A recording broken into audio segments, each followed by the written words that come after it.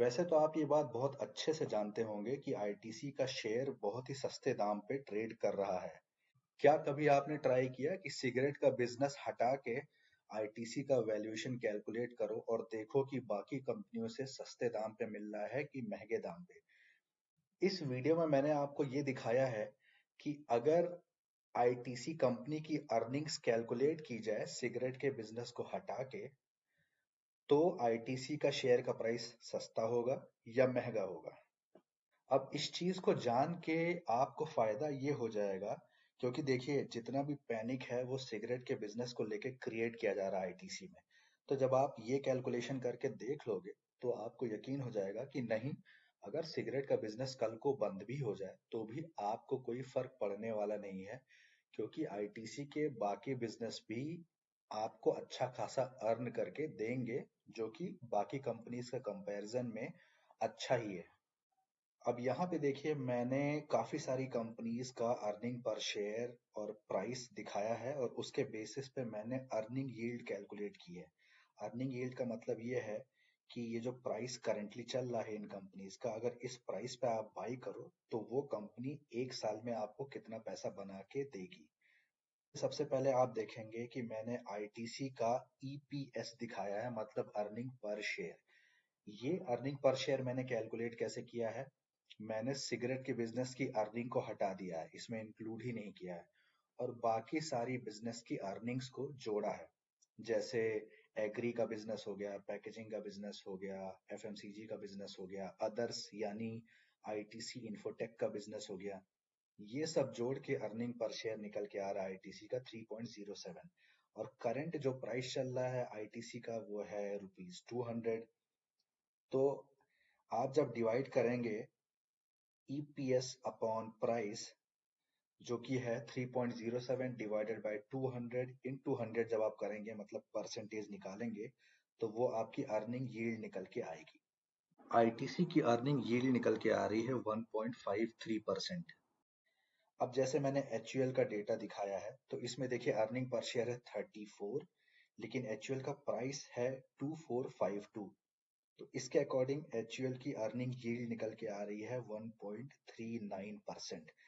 तो आप देखिए, अगर हम सिगरेट के बिजनेस को हटा भी दें तो भी आईटीसी की अर्निंग यील्ड एचयूएल की अर्निंग यील्ड से ज्यादा है। 1.53 1.39 से ज्यादा है। इसका क्या मतलब है कि अगर सिगरेट का बिजनेस ना भी रहे और आप करंट प्राइस पे एचयूएल और आईटीसी दोनों का एक एक शेयर खरीदते हो, तो भी आपको आईटीसी का शेयर ज्यादा सस्ते दाम पे मिल रहा है।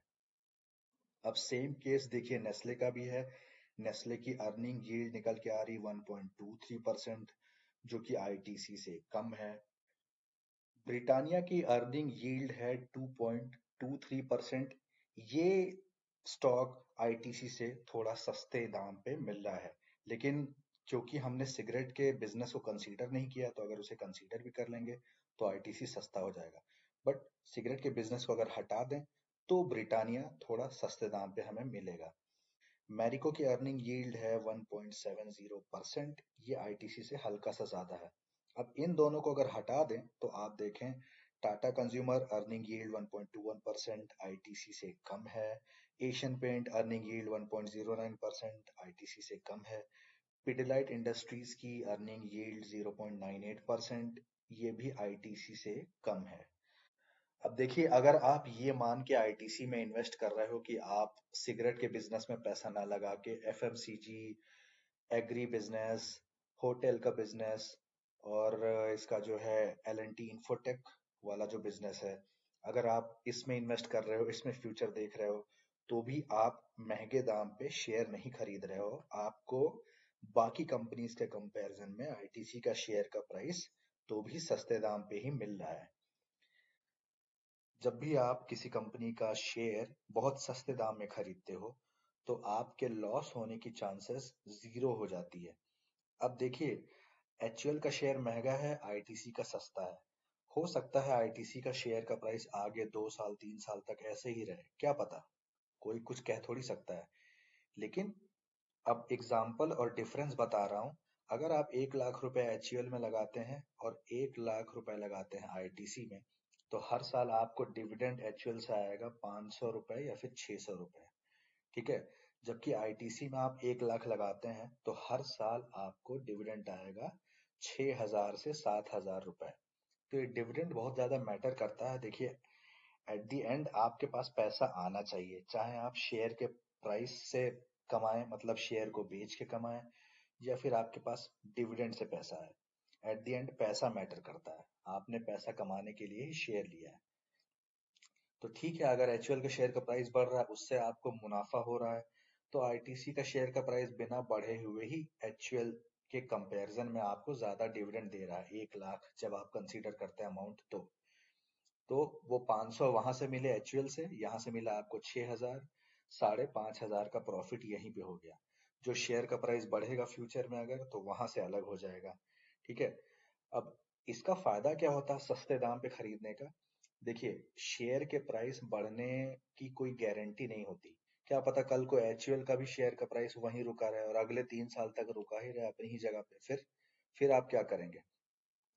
लेकिन अभी यहाँ पे क्या है, आईटीसी केस में अगर आईटीसी का शेयर का प्राइस रुका भी रहे तो भी आपकी अच्छी खासी कमाई हो जा रही है बिना शेयर का प्राइस बढ़े हुए। तो यहाँ पे आईटीसी से आपको गारंटी मिल रही है कि आपको रिटर्न मिलेगा ही मिलेगा, और लॉस जीरो हो जाएगा टाइम के साथ, क्योंकि सब पैसा आपका वापस मिल जाएगा डिविडेंड से। ये तब की कंडीशन है जब हम ये मान के चलने के शेयर का प्राइस बढ़े ही ना। और अगर शेयर का प्राइस आईटीसी का बढ़ जाता है किसी रीजन से, तब तो डबल मुनाफा हो जाएगा। आप डिविडेंड से तो कमाओगे ही कमाओगे, क्योंकि आप सस्ते दाम पे उठा रहे हो, साथ में शेयर का प्राइस जो फ्यूचर में बढ़ेगा उससे अलग, तो आपका मुनाफा दुगना हो जाएगा। इसी के साथ मैं ये वीडियो समाप्त करता हूँ। Thank you for watching this video. Bye bye.